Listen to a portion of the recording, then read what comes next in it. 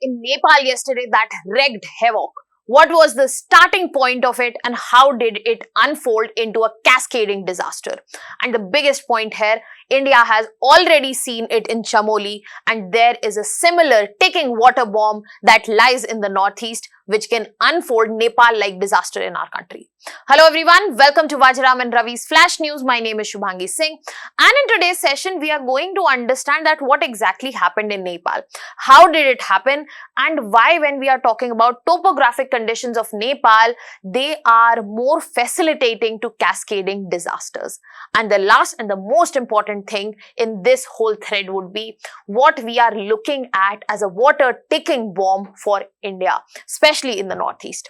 Now, when we are looking at this disaster that unfolded in Nepal, this is way more than that, a catastrophic one, where we are seeing more than 1,300 people already missing and more than 300 deaths already reported. So what happened yesterday was that there was a flash flood that was seen in Nepal-Tibet border region, and it directly hit the most Rasuwa as well as Novakot areas. Now these two areas are river valleys. This is going to be an important pointer to understand that how this disaster unfolded. Now initial reports were suggesting that this disaster initially could have been because of a possible earthquake, but later multiple research they are suggesting that there was a seismic signal but not related to earthquake, rather it was a massive glacial or rock collapse that happened. So now immediately many of us will be thinking that this was a glacial lake outburst flood. But to understand that, first we need to know how exactly this disaster unfolded. Then probably we can tick off on this very term. Now when we're looking at this particular disaster, what is being seen here is that it started with a glacier or an ice rock collapse. So basically, imagine a huge ball of ice, sediment, rocks, and that ball collapsed. It became unstable, and the moment it became unstable, it turned into a mass moving object. Now it was a mass moving object. Now this mass moving object, you have to imagine, it is located on a mountain. It gradually turns into a mass moving material, and once this mass moving material as avalanche entered the valley. Now when we are talking about valleys are comparatively narrower as compared to the mountain tops. Now this is where the avalanche entered the valley. Now because this is so much load that is present, as I mentioned that there are rocks, there are sediments, all of them are present here. Now because of this, there was creation of what? Natural dams. So water, what happened? It stopped here. That means water was stopped here and it was being stored in a manner. But you have to remember that this is unstable. And because there is constant pressure from this side, there will be a point of time where this lake that has developed, that will gradually breach this dam. The barrier that has been created, that will be breached. And the amount of water that was collected right here, that will go out and hit the valley. This is the outburst that led to the flash flood that we saw in Nepal. And that is why every outburst is not a glacial lake outburst flood. We have to understand it can be because of other reasons that we are seeing in this scenario. So one concept needs to be cleared here. Just because this started in the mountains doesn't mean that this was a glacier lake outburst flood, because GLOF is the direct release of water from a glacier. In this scenario, that did not happen. And this is what exactly explains that something that happened in the glacier is directly impacting valleys. And this is what is known as a cascading disaster.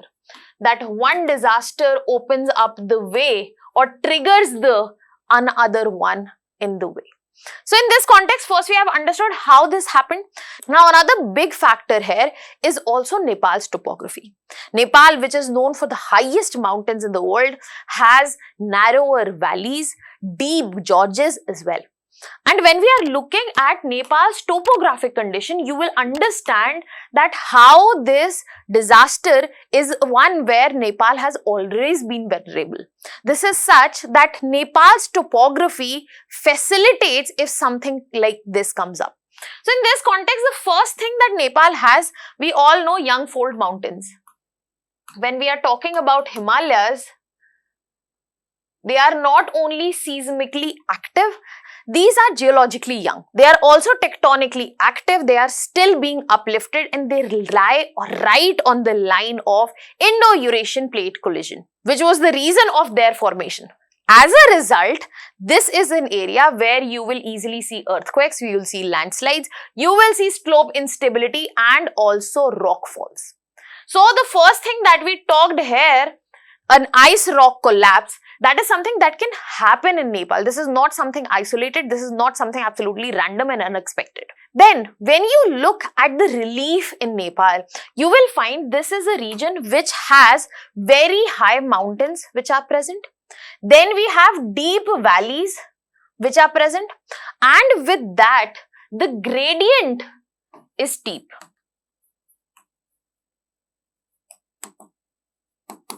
Now, why I am saying steep gradient?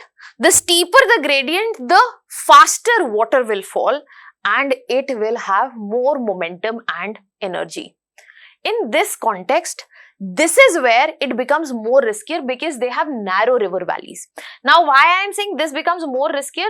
Because these narrow river valleys function as natural funnels. Because it is narrow, let's just say this is the lane, this is the amount of thing that you want to push out of it. Then it will be gushing out. And once we have accommodated all of this, how can we forget climate change? The risk multiplier, not just in our continent, in our country, but across the globe. So when you look at all of this, it seems like that what we are seeing could have happened any time. And because of this, once we look at this situation, it results into destruction of infrastructure, road, bridges, railways, infrastructure such as buildings and everything. That leads to further difficulty to respond to the disaster, to evacuate, to help people. And that is why the numbers are still increasing in terms of people who are missing, people who have died. And when we are looking at the numbers, it is unfortunate that we have more than 300 Indian nationals amidst the missing ones as well. Nepal's tourism, Nepal's lives, Nepal has not only been stuck in terms of geography, it has been stuck in terms of tourism, in terms of its economy, and most importantly, the lives. Now that we have understood that what is this geographical phenomena that unfolds at the back end, this is where we have to connect the dot and understand, as I said, this is not isolated event. This is a Himalayan pattern. A pattern of hazards that does exist, and it is important that we recognize. Otherwise, with a risk multiplier such as this, we are ignoring a problem which is standing right in our faces. Now, in this context, let me give you a few examples. I started with this one as well. What happened in India, Chamoli in 2021? What happened in India in Sikkim 2023? And when we are looking another Himalayan hazard example, we have what happened this year. Now, why I'm saying this is very similar, let me explain to you. I've explained this particular disaster. Now, let us look at Chamoli. In Chamoli, basically, there was a rock ice avalanche that took place. That was the starting point. Because of that avalanche, there was a massive debris flow which led to flash flood. Again, damming, barrier created, water pressure increasing, and flash flood, which led to not just lives being taken, multiple hydropower projects were also destroyed. Then we look at Sikkim. Sikkim, the starting point was different, but the cascading effect which was seen, that was very similar. This started with glacial lake outburst flood. Now, when we look at all of these examples, I would like to point out to you that we have a pattern in front of us, and this pattern is unfortunately of how hazards turn into cascading disasters. For example, let's just say if there's a primary hazard of earthquake, it can trigger landslides, it can trigger avalanche. If there is an avalanche, it can lead to river blockage. If there is river blockage, it will lead to formation of temporary lake. Lake, if it is breached, flash flood. It will affect the dam, bridges, and then infrastructure failure. So in no time, you can easily start from this. The nature can start from this and end here. So when we are looking at a term here that is cascading disaster, it is the fact that hazard is not isolated. It is not just about what happens when an earthquake occurs. It is the question that it brings: what will be triggered next if earthquake happens? And in this very context, we have to worry for ourselves as well. We are with Nepal. India has also started sending in relief packages, but the question here is India should worry about themselves as well, because a similar time bomb has been set in China in the name of Medog Dam that India needs to worry about. This is China's mega hydropower project, the biggest one on the globe, looking promising, but the devastating aspects also need to be talked about. This is going to be placed on the Yarlung Tsangpo river, which is known as Brahmaputra in our country, and it enters India after the Great Bend. And when we are looking at the placing of this Medog Dam, it is not even 100 kilometers away from India's boundary. This is exactly where we have to worry about the amount of water that flows through this river.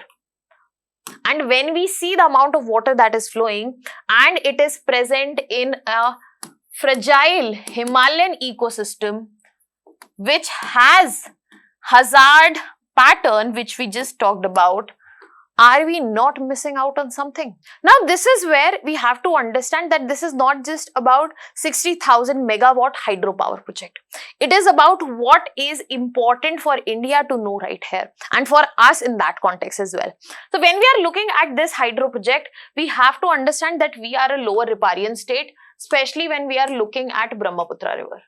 What do I mean by lower riparian state?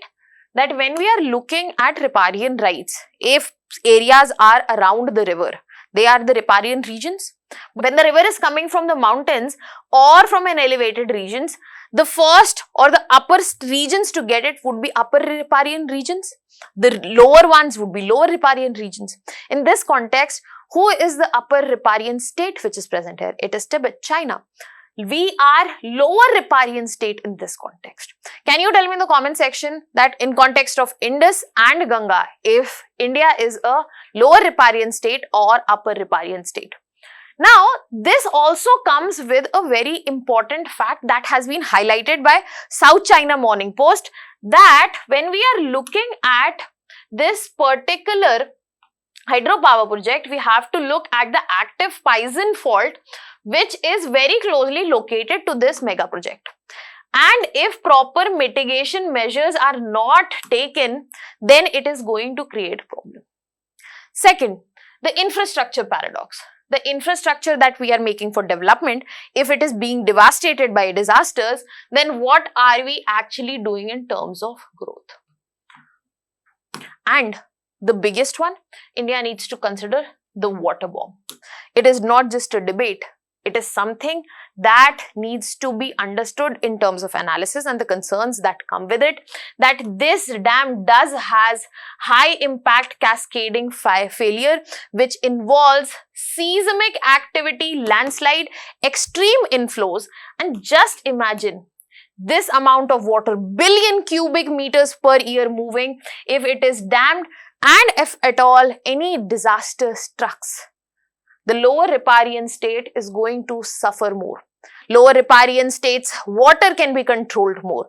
So it is not just about who controls the water, it is also about how these countries need to consider that how they are operating in a fragile ecosystem, and disaster management needs to consider the realities of not just time but also the climate change. Now the question here is what India should do. India needs to do a lot, be it technological aspect. We need to focus more upon satellite-based glacier monitoring, how the remote sensing of glacial lakes can take place so that better information, timely updates can come in, and early warning systems can be placed for landslides. Technologically, we need to do this, but at the same time, institutionally, we need to focus on multi-hazard risk assessment just than focusing on isolated hazards. What can be the consequences of dam break, cascading failure? This modeling needs to be done, and disaster protocols need to be stronger and more aligned with the need. And this is the third and more difficult part, where the countries really need to sit together. They need to understand that this is the time that data sharing in terms of hydrological activity, early warning system, be it across the countries, because disasters do not know the political boundaries. They are here to strike, and they will take everything away. Now, what are your thoughts on this? Let me know in the comment section. I'll be leaving you here with 3 prelims practice questions, a very broad topic. So this is the first one. Let me know the answer to these. This is the second one. You can take a screenshot. I'll be waiting for your answers. And the last one is this one. So that was all from my side. Thank you so much.